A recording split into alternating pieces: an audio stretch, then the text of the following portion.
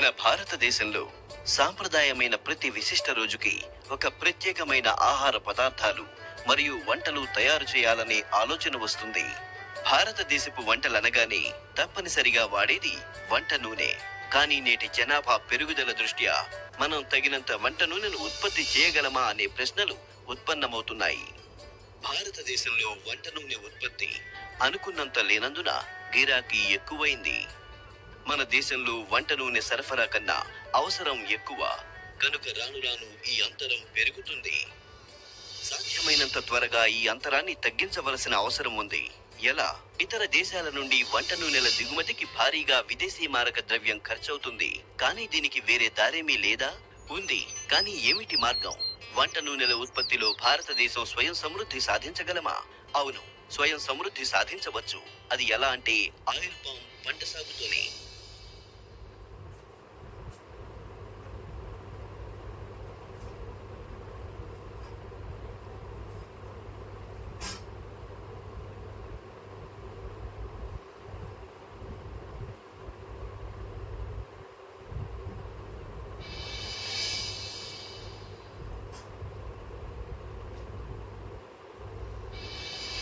ఈ పంట మొట్టమొదటిగా ఆఫ్రికాలో పుట్టి ఆసియా దేశాలైనటువంటి మలేషియా మరియు ఇండోనేషియాలో ఆదరణ పొంది భారతదేశానికి వచ్చింది.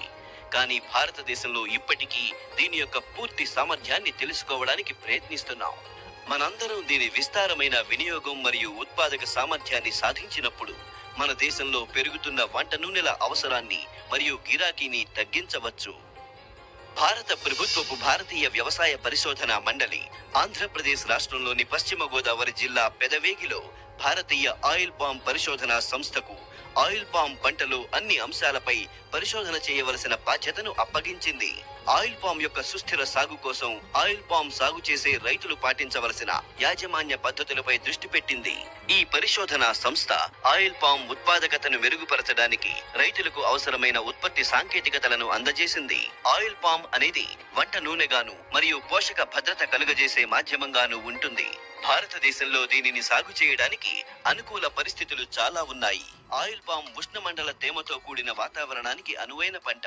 ఇది కేరళ మరియు అండమాన్ దీవులలో 150 మిల్లీమీటర్లు అనగా చాలినంత వర్షపాతం నమోదవుతుంది. కావున అక్కడి రైతులు ఆయిల్ పామ్ పంటను వర్షాధార పంటగా సాగు చేస్తున్నారు. ఈ పంట సాగుకు అనువైనవిగా గుర్తించిన ప్రాంతాల్లో స్థిరమైన సాగునీటి సదుపాయం ఉన్న చోట సాగు చేస్తున్నారు. పంటకు సరాసరి 22 నుండి 33 డిగ్రీల సెంటీగ్రేడ్ ఉష్ణోగ్రత అనుకూలమైనది. సూర్యరశ్మి రోజుకు 5 గంటల కంటే తక్కువ లేకుండా ఉండాలి. గాలిలో తేమ సరాసరి 80% కంటే ఎక్కువ ఉన్న ప్రదేశాలు మరియు సముద్ర మట్టం నుండి 450 నుండి 900 మీటర్ల ఎత్తుగల ప్రదేశాలు ఈ పంట సాగుకు అనువైనవి. ఈ పంటను అన్ని రకాల నేలల్లో పండించవచ్చు. తేమ కలిగిన మురుగునీరు పోయే సౌకర్యం కల లోతైన ఒండ్రు నేలలు, సేంద్రియ పదార్థం కల నేలలు అనువైనవి. అధిక క్షార, చౌడ భూములు, మురుగునీరు పోనటువంటి నేలలు సాగుకు అనువైనవి కావు. ఈ ఆయిల్ పామ్ లో టెనేరా అనే సంకరపరిచిన వంగడాన్ని మాత్రమే వాణిజ్యపరంగా సాగు చేస్తున్నారు.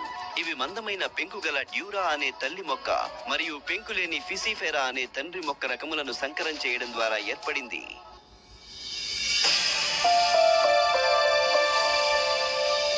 నర్సరీ మొక్కలను 1 అంచె లేదా 2 అంచెల నర్సరీ పద్ధతిలో పెంచవచ్చు. మొక్కలను చిన్న పాలిథీన్ సంచులలో నాటాలి. నాటిన మొక్కలను నీడలో ఉంచాలి.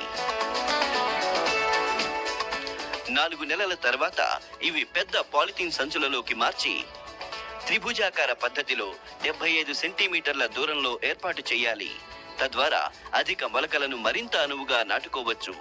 నర్సరీ దశలో తేమను కాపాడడానికి మల్చింగ్ చేసుకోవాలి. బిందు పద్ధతి ద్వారా నీటిని అందించి తగిన జాగ్రత్తలు పాటించాలి.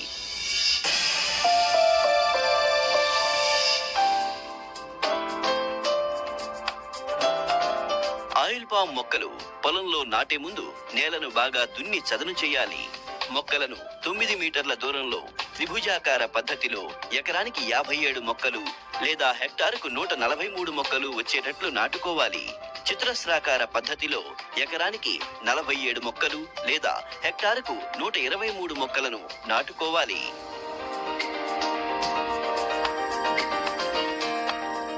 మొక్కలు నాటడానికి ముందుగానే 2 అడుగుల పొడవు, 2 అడుగుల వెడల్పు, 2 అడుగుల లోతు గల గుంటలు తవ్వుకోవాలి. ఈ గుంటలను తవ్వడానికి పోస్ట్ హోల్ డిగ్గర్ అనే యంత్రాన్ని ఉపయోగించి 2 లేక 3 నిమిషాల్లో ఒక గుంటను తవ్వి సమయాన్ని, శ్రమను మరియు ఖర్చును తగ్గించుకోవచ్చు.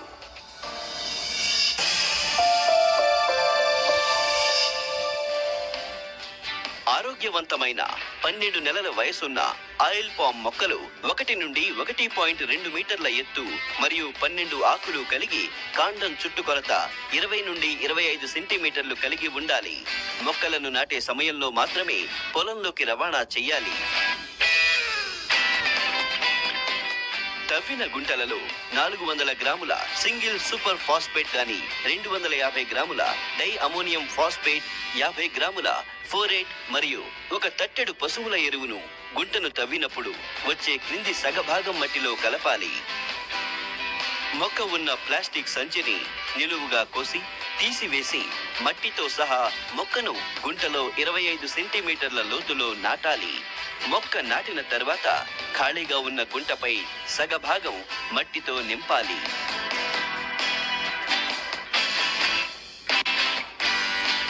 మొక్కను నాటిన వెంటనే పాదులను చేసి సమృద్ధిగా నీరందించాలి. మొక్క చుట్టూ మొదటి సంవత్సరంలో 1 మీటరు వెడల్పు పాదును చేయాలి. 2వ సంవత్సరంలో 2 మీటర్ల పాదు, 3వ సంవత్సరం నుండి 3 మీటర్ల వెడల్పు పాదును చేయాలి. ఆయిల్ పామ్ మొక్కలను సంవత్సరం పొడుగునా ఏ కాలంలోనైనా నాటుకోవచ్చు. కానీ జూన్ నుండి డిసెంబర్ మాసాలు అనువైనవి. వేసవి కాలంలో మొక్కలను నాటినప్పుడు పాదులో తేమ ఉండేటట్లు మల్చింగ్ ద్వారా కానీ, పాదులలో జనుము వంటి మొక్కలను నాటి పంటను వేసవి వేడికి గురికాకుండా, నీటి ఎద్దడి రాకుండా జాగ్రత్త వహించాలి. మొక్క మంచి పెరుగుదలకు మొక్క మీద 33 పచ్చని ఆకులు ఉండేటట్లు చూసుకోవాలి. మొక్క అడుగు భాగాన ఎండిన మరియు తెగులు సోకిన ఆకులను మాత్రమే తీసివేయాలి. ఎక్కువ ఆకులను తొలగించకూడదు. తొలగించినట్లయితే పెరుగుదల తగ్గి తద్వారా భవిష్యత్తులో దిగుబడి తగ్గే అవకాశం ఉంది.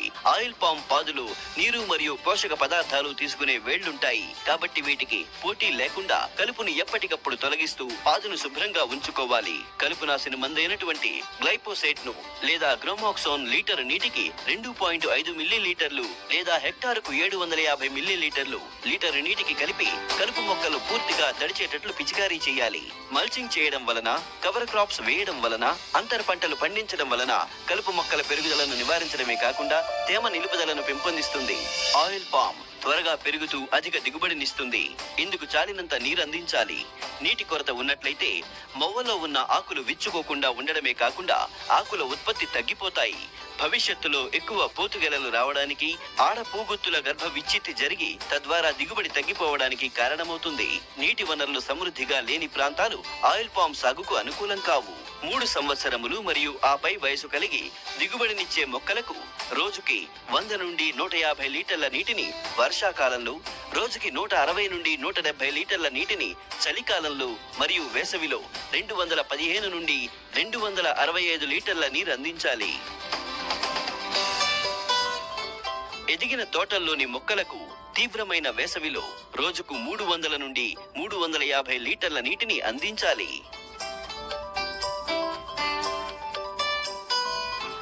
ఆయిల్ పామ్ పంటకు నీటి వసతి డ్రిప్ లేదా మైక్రోజెట్ ద్వారా అందివ్వాలి. డ్రిప్ పద్ధతి ద్వారా ప్రతి చెట్టుకు 4 డ్రిప్పర్లు పెట్టాలి. ప్రతి డ్రిప్పర్ గంటకు 16 లీటర్లు నీరందిస్తే 4 డ్రిప్పర్ల ద్వారా మొక్కకు రోజుకు 4 నుంచి 5 గంటల నీటి సరఫరా సరిపోతుంది. ఎప్పటికప్పుడు డ్రిప్పర్లను సరిగా పనిచేసేటట్లు చూసుకోవాలి. మైక్రోజెట్ ద్వారా నీరందించే పద్ధతిలో మొక్కకు ఇరువైపులా ఒక్కో జెట్ చొప్పున 2 జట్లను అమర్చాలి. ఒక్కో జెట్ 40 లీటర్ల నీరందించినట్లయితే మొక్కకు రోజుకు 3 నుంచి 4 గంటలు నీరందించాలి. వేసవిలో సంభావ్య బాష్పీభవన బాష్పోత్సేక సామర్థ్యం యొక్క పరిమాణాన్ని బట్టి నీటి పరిమాణాన్ని పెంచుకోవచ్చు. ఏదేమైనా చెట్టు వరుసల వెంట కాలువల ద్వారా నీటి సరఫరా చేయరాదు.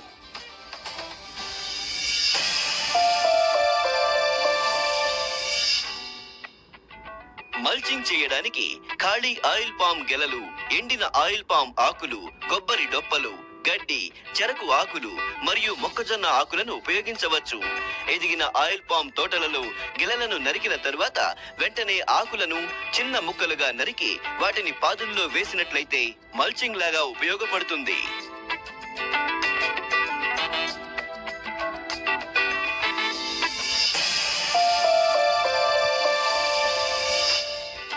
ఆయిల్ పామ్ మొక్కల ఎదుగుదలకు, మంచి దిగుబడికి సమతుల్యమైన మరియు తగిన పరిమాణంలో స్థూల, సూక్ష్మ పోషక పదార్థాలు అవసరం. కొత్తగా నాటిన మొక్కలకు మొదటి దఫా ఎరువులు మొక్కలు నాటిన 3 నెలల తర్వాత వెయ్యాలి. సిఫారసు చేసిన పోషక పదార్థాలను సూటి ఎరువులు లేదా మిశ్రమ ఎరువులతో పోషకాల లభ్యతను బట్టి వేసుకోవాలి. ఈ పంటకు మొదటి సంవత్సరం మొక్కకు 870 గ్రాముల యూరియా, 1250 గ్రాముల సింగిల్ సూపర్ ఫాస్ఫేట్, 670 గ్రాముల మ్యూరేట్ ఆఫ్ పొటాష్ మరియు 125 గ్రాముల మెగ్నీషియం సల్ఫేట్ ను అందించాలి. 25 గ్రాముల బొరాక్స్ వేయాలి. రెండవ సంవత్సరంలో మొక్కకు 1740 గ్రాముల యూరియా, 2500 గ్రాముల సూపర్ సింగిల్ ఫాస్ఫేట్, 1333 గ్రాముల మ్యూరేట్ ఆఫ్ పొటాష్ మరియు 250 గ్రాముల మెగ్నీషియం సల్ఫేట్ ను అందించాలి. 50 గ్రాముల బోరాక్స్ వేయాలి. 3 సంవత్సరాలు మరియు ఆపై వయసు ఉన్న తోటలకు సంవత్సరానికి మొక్కకు 2610 గ్రాముల యూరియా, 3750 గ్రాముల సింగిల్ సూపర్ ఫాస్ఫేట్, 2000 గ్రాముల మ్యూరేట్ ఆఫ్ పొటాష్ మరియు 500 గ్రాముల మెగ్నీషియం సల్ఫేట్ మరియు 100 గ్రాముల బోరాక్స్ ను వేయాలి. వేసిన ఎరువులు నేలలో కలిసిపోయే విధంగా దంతితో బాగా కలపాలి. చెట్టు చుట్టూ కలుపు లేకుండా పాదులు తయారు చేయాలి. ఈ పాదుల్లో వేరు వ్యవస్థ ఆవరించి ఉండడం చేత బిందు సేద్యం ద్వారా నీరు అందిస్తున్నప్పుడు ఎరువులను 2 అడుగుల దూరంలో తేమ ఉన్న ప్రాంతంలో మాత్రమే వేసుకోవాలి.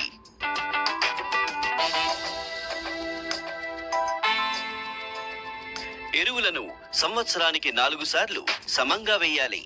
రెండవ దఫా వేసే ఎరువులతో పాటు ప్రతి మొక్కకు 50 నుండి 100 కిలోల సేంద్రియ ఎరువు లేదా 100 కిలోల పచ్చిరొట్ట ఎరువు మరియు 5 కిలోల వేపపిండి వేయాలి. మొక్కకు చాలినంత సేంద్రియ ఎరువులను వాడినప్పుడు తదనుగుణంగా నత్రజని సంబంధిత ఎరువుల వాడకాన్ని తగ్గించుకోవాలి.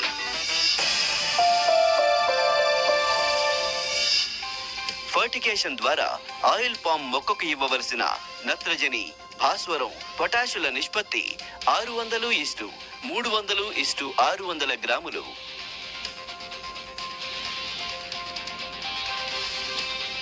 సిఫారసు మేరకు వేసుకోవాలి. మొక్కకు సంవత్సరానికి 1050 గ్రాముల యూరియా, 652 గ్రాముల డిఏపి మరియు 1000 గ్రాముల మ్యూరేట్ ఆఫ్ పొటాష్ ను అందించాలి. అదే ఎకరానికి 1 సంవత్సరానికి 60 కిలోల యూరియా, 37 కిలోల డిఏపి మరియు 57 కిలోల మ్యూరేట్ ఆఫ్ పొటాష్లను ఫర్టిగేషన్ ద్వారా అందించాలి. ఆయిల్ పామ్ కు సిఫారసు చేసిన ఎరువులను 12 సమభాగాలుగా నెలకోసారి ఫర్టిగేషన్ ద్వారా అందించాలి. ఆయిల్ పామ్ యొక్క ఉత్పాదన దాని సమర్థవంతమైన పోషక లోపాల యాజమాన్యంపై ఆధారపడి ఉంటుంది. మెగ్నీషియం లోపం. మెగ్నీషియం ధాతు లోపం పసుపు రంగు మచ్చల రూపంలో ముదురు ఆకులపై కనిపిస్తుంది. దీనిని నివారించుటకు గాను నేల మరియు పత్ర పోషక విశ్లేషణను అనుసరించి సిఫారసు మేరకు 2 నుంచి 4 కిలోగ్రాముల మెగ్నీషియం సల్ఫేట్ ను లోపం ఉన్న మొక్కలకు ప్రతి సంవత్సరం వెయ్యాలి. లేత ఆకులు కొక్కాల వలె మరియు చేప ముళ్ళుల వలె ఏర్పడడం బోరాన్ లోప లక్షణాలు. దీనిని తేలికగా మొక్కలపై గుర్తించవచ్చు. దీనిని నివారించుటకు గాను నేల మరియు పత్ర పోషకాల విశ్లేషణను బట్టి సిఫారసు మేరకు 100 నుంచి 250 గ్రాములు బోరాక్స్ ను లోపం ఉన్న ప్రతి చెట్టుకు ప్రతి సంవత్సరం వెయ్యాలి. మొవ్వ ఆకులలో తెల్లటి చారలు మధ్య ఈనెకు ఇరువైపులా ఉంటే నత్రజని మరియు పొటాష్ సమతుల్యత లోపం లక్షణం. దీనిని నివారించుటకు గాను నేల మరియు పత్ర పోషక విశ్లేషణను అనుసరించి 2 నుంచి 3 కిలోగ్రాముల మ్యూరేట్ ఆఫ్ పొటాష్ ను లోపం ఉన్న ప్రతి చెట్టుకు ప్రతి సంవత్సరం వేయాలి మరియు నత్రజని ఎరువులు వేయడం కొంతకాలం వరకు మానివేయాలి. పొటాషియం ధాతులోపం లక్షణాలు క్రింది వరుసలో ఉన్న ముదురు ఆకుల మీద నారింజ రంగు మచ్చల వలె కనిపిస్తాయి. దీనిని నివారించుటకు గాను నేల మరియు పత్ర పోషకాల విశ్లేషణను అనుసరించి సిఫారసు మేరకు 3 కిలోగ్రాముల మ్యూరేట్ ఆఫ్ పొటాష్ ను ప్రతి చెట్టుకు వేయాలి. ఆయిల్ పామ్ మొక్కలు నాటిన వెంటనే వాటి పాదులలో 1 మీటరు దూరంలో జనుము విత్తనాలను చల్లాలి. జనుము మొక్కలు 60 నుంచి 65 రోజులలో పూత దశకు వస్తాయి. పూత ప్రారంభ దశలో ఉన్న జనుము మొక్కలను కోసి చెట్ల పాదులలో వేయాలి. ఈ విధంగా చేయడం వలన నేల మరియు నీటి ఆదాను మరియు కలుపు మొక్కల పెరుగుదలను అరికట్టవచ్చు.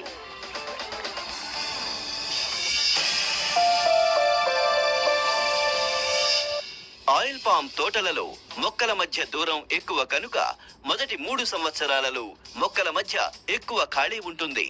కాబట్టి దీనిలో అంతర పంటలు వేసుకుని ఆదాయాన్ని పొందవచ్చు. వెలుతురు, నీరు మరియు పోషక పదార్థాల కోసం ఆయిల్ పామ్ తో పోటీ పడకుండా ఉండే పంటలను అంతర పంటగా వేసుకోవాలి.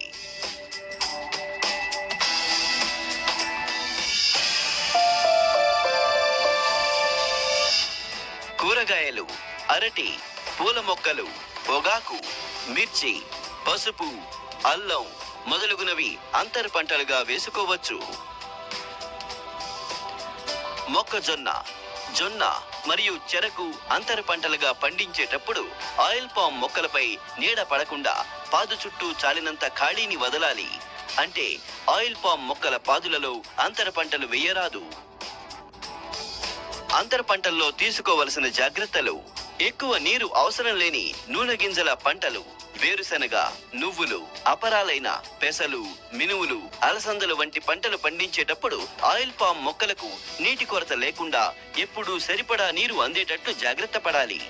ఎదిగిన ఆయిల్ పామ్ తోటల్లో కోకో, మిరియాలు, పిప్పళ్ళు, పొద మిరియాలు మరియు హెలికోనియా మరియు రెడ్ జింజర్ వంటి పూల పంటలు వేసుకోవచ్చు. ఆయిల్ పామ్ తోటలలో మొక్కల మధ్య దూరం ఎక్కువ మరియు ఇది బహువార్షిక పంట. మొక్కకు మధ్య లభ్యమయ్యే స్థలంలో గేదెలు, ఆవులు, మేకలు మరియు గొర్రెల వంటి వాటిని పెంచుకోవచ్చు. దీని వలన అదనపు ఆదాయం రావడమే కాకుండా పంటకు కావలసిన ఎరువును అందిస్తుంది. అబ్లేషన్ అనగా మొక్క వేసిన తరువాత 1 నుండి 3 సంవత్సరాల్లో వచ్చిన మగ మరియు ఆడ పూల గుత్తులను తొలగించడం. ఆయిల్ పామ్ చెట్లు నాటిన 14 నుండి 18 నెలల తర్వాత పూత దశకు వస్తాయి. చెట్టు పెరుగుదలను బట్టి 3 సంవత్సరాల వరకు ఆబ్లేషన్ చేయాలి. మొక్కపై విచ్చుకోని దశలో ఉన్న పూల గుత్తులను ఆబ్లేషన్ సాధనం ద్వారా తీసివేయవచ్చు. ఆయిల్ పామ్ లో పరపరాగ సంపర్కం ఎక్కువగా జరుగుతుంది. పరాగ సంపర్కం గాలి ద్వారా గాని కీటకాల ద్వారా గాని జరుగుతుంది. గాలి ద్వారా జరిగే సంపర్కం మాత్రమే సరిపోదు. ఇలాయిడోబియస్ కామెరూనికస్ అనబడే కీటకం ఈ పంటలో పరాగ సంపర్కానికి ఉపయోగపడుతుంది. 2.5 సంవత్సరాల తర్వాత ఆయిల్ పామ్ తోటలలో దీనిని విడుదల చేస్తారు.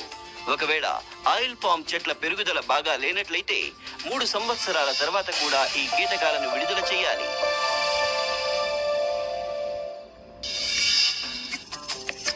నల్లకొమ్ము పురుగు వలన కలిగే నష్టాల లక్షణాలు ఏమిటంటే ఆకుల చివర వి ఆకారపు ఖాళీలు ఏర్పడి ఆకుల మొదళ్ల మీద శాశ్వత రంధ్రాలై వీటి నుండి నమిలిన పిప్పి బయటకు కనబడుతుంది. పెద్ద పురుగులు మొవ్వ మొదలు భాగాన్ని తొలచివేసి అక్కడ ఉన్న మొత్తం గుజ్జును తినివేస్తాయి.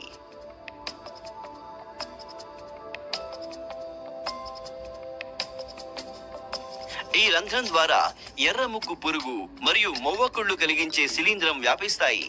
పాక్షికంగా కుళ్ళిన పశువుల ఎరువు మరియు కంపోస్టును వేయరాదు. ఇవి పురుగుల యొక్క లార్వాను కలిగి ఉంటాయి. దీని నివారణకు గాను ఇవి గుడ్లు పెట్టే ప్రదేశాలను నాశనం చేయాలి. తోట పరిసరాలను పరిశుభ్రంగా ఉంచుకోవాలి. లింగాకర్షక ఎరల ద్వారా పెద్ద పురుగులను పట్టి చంపివేయవచ్చు. పులియబెట్టిన ఆముదపు గింజల ఎర లేదా లింగాకర్షక ఎర బుట్టలతో పెద్ద పురుగులను పట్టి చంపవచ్చు. లార్వా దశలో ఉన్న పురుగుల్ని చంపడానికి క్రమం తప్పకుండా క్లోరోఫైరిఫాస్ మందును పశువుల ఎరువు కుప్పలపై చల్లాలి. మెటారైజియం అనిసోప్లియే అనే ఆకుపచ్చని శిలీంధ్రమును జీవ నియంత్రకంగా పశువుల ఎరువు కుప్పలపై మరియు పొలంలో ఉన్న ఎండు దుంగలపై వాడి ఈ పురుగును నివారించవచ్చు. బెజ్జాలున్న పాలిథీన్ సంచులలో 20 గ్రాముల ఫోరేట్ గుళికలను వేసి మొవ్వ ఆకుల వద్ద పెట్టాలి. ఈ సంచి స్థానాన్ని ప్రతి నెల కొత్తగా వచ్చే మొవ్వ ఆకు వద్దకు మార్చాలి.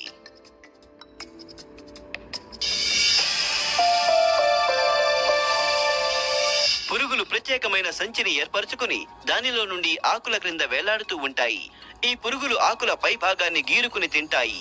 ఎదిగిన లార్వాలు ఆకులపై రంధ్రాలు ఏర్పరచుతాయి. ఆకులలో ఏర్పడిన రంధ్రాలు పురుగుల తీవ్రతను సూచిస్తాయి. ఈ పురుగు ఏర్పడిన ఆకులను కత్తిరించి తగులబెట్టినట్లయితే పురుగు యొక్క ఉధృతిని తగ్గించవచ్చు. మోనోక్రోటోఫాస్ 10 మిల్లీలీటర్ల మందును 10 మిల్లీలీటర్ల నీటిలో కలిపి వేరు ద్వారా చెట్టుకు ఎక్కించి ఈ పురుగులను నియంత్రించవచ్చు. లేదా 20 మిల్లీలీటర్ల మందును 100 మిల్లీలీటర్ల నీటిలో కలిపి కాండానికి ఎక్కించడం ద్వారా పురుగులను నియంత్రించవచ్చు. లీటరు నీటిలో 1 మిల్లీలీటరు లాంబడా సైహలోథ్రిన్ కలిపి పిచికారీ చేయాలి. జీవ నియంత్రకాలైన బవేరియా బాసియానా ఉపయోగించి సంచి పురుగులను నియంత్రించవచ్చు. ఆకులు తినే గొంగళి పురుగు క్రింది వరుసలో ఆకులను తింటూ దీర్ఘ చతురస్రాకార రంధ్రాలను చేస్తాయి. తెల్లని గూళ్లను ఏర్పరచుకుని దాని లోపల ఆకులు తినే లార్వాలను పొదుగుతాయి. 10 మిల్లీలీటర్లు నీటిలో 10 మిల్లీలీటర్ల మోనోక్రోటోఫాస్ కలిపి వేరుకు ఎక్కించడం లేదా 100 మిల్లీలీటర్ల నీటిలో 20 మిల్లీలీటర్ల మోనోక్రోటోఫాస్ కాండానికి ఎక్కించాలి. లేదా లీటరు నీటికి 10 మిల్లీలీటర్ల లాంబ్డా సైహలోథ్రిన్ మందు కలిపి పిచికారీ చేయడం ద్వారా కూడా ఆకులు తినే గొంగళి పురుగులను నియంత్రించవచ్చు. వీటి ద్వారా ఈ పురుగులు పక్క మొక్కలకు సోకకుండా ఉండడానికి లీటరు నీటికి 2 మిల్లీలీటర్ల చొప్పున మలాథియాన్ లేదా క్వినాల్ఫాస్ తో మొక్క యొక్క పాదును తడపాలి.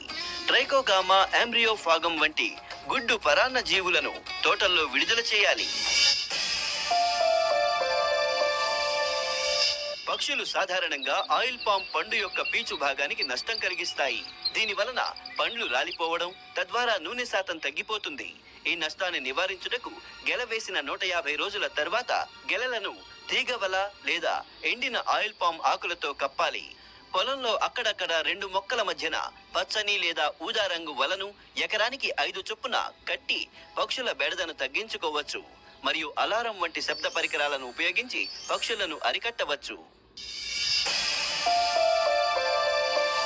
ఆయిల్ పామ్ పంటలో అత్యంత సాధారణమైన తెగుళ్లు మొవ్వకుళ్ళు తెగులు, కాండం తడి తెగులు, కాండం మొదలు కుళ్ళు తెగులు మరియు గెలకుళ్ళు తెగులు. మొవ్వకుళ్ళు తెగులు ఆశించిన ఆయిల్ పామ్ చెట్టు మొవ్వ ఆకులు మొదట పసుపు రంగులో కనిపించిన తరువాత గోధుమ రంగులోకి మారతాయి. తర్వాత మొవ్వ ఎండిపోయి లాగితే సులభంగా ఊడి వస్తుంది. దీనిని నివారించడానికి గాను తెగులు సోకిన మొవ్వను కుళ్ళిన కణజాలంతో పాటు తీసివేసి ఆ ప్రాంతాన్ని 0.1% స్ట్రెప్టోమైసిన్ సల్ఫేట్ మరియు 1 గ్రాము కార్బనిజం లీటర్ నీటిలో కలిపి ద్రావణంలో తడపాలి. ఈ తెగులు చివరి దశలో గనక ఉంటే మొవ్వ చుట్టూ ఉన్న ఆకులను నరికి కుళ్ళిన కణజాలాన్ని పొరలు పొరలుగా కత్తితో నరికి ఆరోగ్యవంతమైన కణజాలం వచ్చే వరకు తీసివేసి 1% స్ట్రెప్టోమైసిన్ ముద్దను పేస్టులా చేసి దీనిపై పుయ్యాలి. కాండంతడి తెగులు ఆశించిన ముదురు ఆకులు ముదురు గోధుమ లేదా చాక్లెట్ గోధుమ రంగులోకి మారి మొవ్వ వాలిపోతుంది. ఈ తెగులు ఎక్కువై లేత ఆకులకు సోకి చెట్టు చనిపోయే అవకాశం ఉంది. ఈ తెగులును నిర్ధారించడానికి గాను కాండం మొదలు భాగంలో ఇనుప చువ్వతో లేక ఆగరుతో గాని లేదా గడ్డపారతో గాని పొడిచినట్లయితే మొక్క నుండి పులిసిన వాసనతో కూడిన ద్రవం వస్తుంది. వెంటనే కాండం శస్త్రచికిత్స చేయాలి. కాండం శస్త్రచికిత్సలో తెగులు సోకిన కుళ్ళిన కణజాలం మొత్తం తీసివేయాలి. దీనితో పాటు కాండంలోని ఎండిన కణజాలము మరియు తెగులు సోకిన ఆకుల మట్టలను తీసివేయాలి. ఈ శస్త్రచికిత్స చేసిన కణజాలంపై తగినంత స్ట్రెప్టోమైసిన్ సల్ఫేట్, కార్బనిజం మరియు మోనోక్రోటోఫాస్ కలిపి ముద్దగా వేసి పూయాలి. ఈ గాయాన్ని సూక్ష్మజీవుల బారి నుండి రక్షించడానికి దీనిపై కోల్తారును కూడా పూయాలి. ఈ వ్యాధి మొదటి దశలో 1% స్ట్రెప్టోమైసిన్ ఇంజెక్షన్లను వేరు ద్వారా 5 నుంచి 7 రోజుల వ్యవధిలో ఎక్కించి ఈ వ్యాధిని నియంత్రించవచ్చు.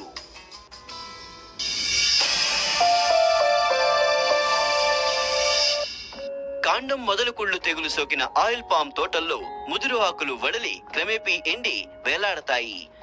మొవ్వ ఆకులు లేత ఆకుపచ్చ రంగులో ఉండి పోషక పదార్థ లోపం ఉన్నట్లు కనబడతాయి. కాండం మొదలులో లేత గోధుమ రంగు మచ్చలు కనిపించి కాండం లోపలి భాగం కుళ్ళిపోయి పీచువలే మారుతుంది. కాండం మొదలు వద్ద ఎర్రని గోధుమ రంగు వర్ణంలోని విసనికర్ర ఆకారంలో పుట్టగొడుగులు ఏర్పడతాయి.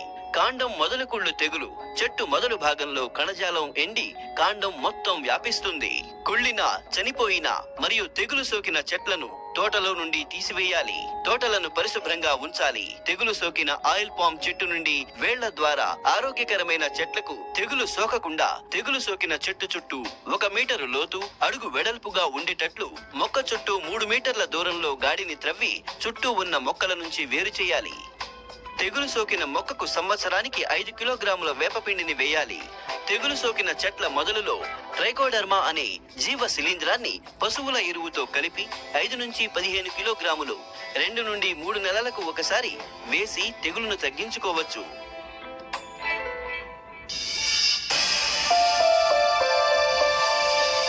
తెగులు ఆరంభ దశలో శిలీంధ్రం గెలలోని పండ్ల క్రింద మరియు మధ్య భాగానికి సోకుతుంది. శిలీంధ్రం గెల వెనుక భాగం తడి ఎక్కువగా ఉన్న ప్రదేశంలో అభివృద్ధి చెందుతుంది. తెగులు తీవ్రమైనప్పుడు శిలీంధ్రం గెలంతా వ్యాపించి గెల కుళ్ళిపోయేటట్లు చేస్తుంది. తెగులు సోకిన కుళ్ళిన గెలలను చెట్ల వద్దనే వదిలివేయడం వలన ఇతర గెలలకు వ్యాప్తి చెందుతుంది. కావున వాటిని తీసివేయాలి.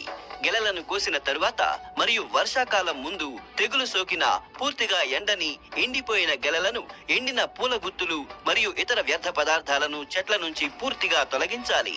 తెగులు సోకిన మొక్కల మొవ్వ భాగాన్ని శుభ్రపరిచి 1 గ్రాము కార్బండజిమ్ మందును లీటరు నీటితో కలిపి వర్షాకాలం ముందు మరియు వర్షాకాలం తర్వాత గెలలపై చల్లాలి. 3 సంవత్సరాల లోపు వయసు గల తోటల మొక్కలలో ఆపరేషన్ తప్పనిసరిగా చేయాలి. సరైన సమయంలో మరియు సరైన పద్ధతిలో ఆయిల్ పామ్ గెలలు కోయడం చాలా ముఖ్యం. గెలలు కోయడం అంటే పక్వానికి వచ్చిన అన్ని గెలలను కోయడం.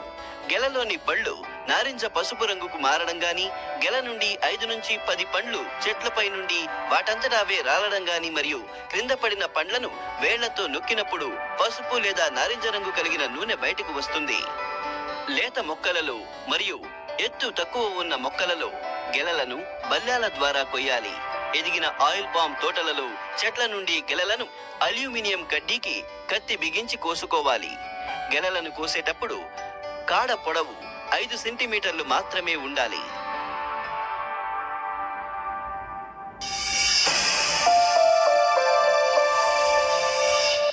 గెలలు కోసిన వెంటనే ఎడ్ల బండితో కానీ, ట్రాక్టర్తో కానీ, ఆటోతో కానీ వీలైనంత త్వరగా ఆయిల్ పామ్ గెలల సేకరణ స్థలానికి గెలలను పాడవకుండా తరలించాల్సి ఉంటుంది.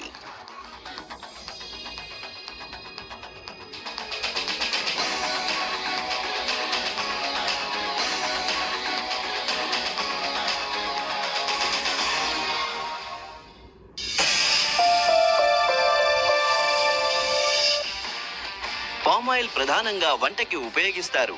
నూనె కూడా సంతృప్త మరియు అసంతృప్త కొవ్వు ఆమ్లాల సంపూర్ణ సమతులాన్ని కలిగి ఉంటుంది. ఇవి కొలెస్ట్రాల్ స్థాయిలను ప్రభావితం చెయ్యవు. ఇవి కాకుండా బిస్కెట్లు, సబ్బులు, ఐస్ క్రీంలు, డిటర్జెంట్లు, షాంపూ, వనస్పతి మరియు వంట కొవ్వు వంటి వివిధ విలువలతో కూడిన ఆహారం మరియు ఆహారేతర ఉత్పత్తులను తయారు చేయడానికి కూడా పామాయిల్ ఉపయోగపడుతుంది. ప్రపంచ వ్యాప్తంగా పామాయిల్ మరియు దాని ఉత్పత్తులు పలు ప్రయోజనాలకు ఉపయోగించబడుతున్నాయి. ఆయిల్ పామ్ పంట ముడి పామాయిల్ మరియు పామ్ కర్నెల్ ఆయిల్ ను ఉత్పత్తి చేస్తుంది.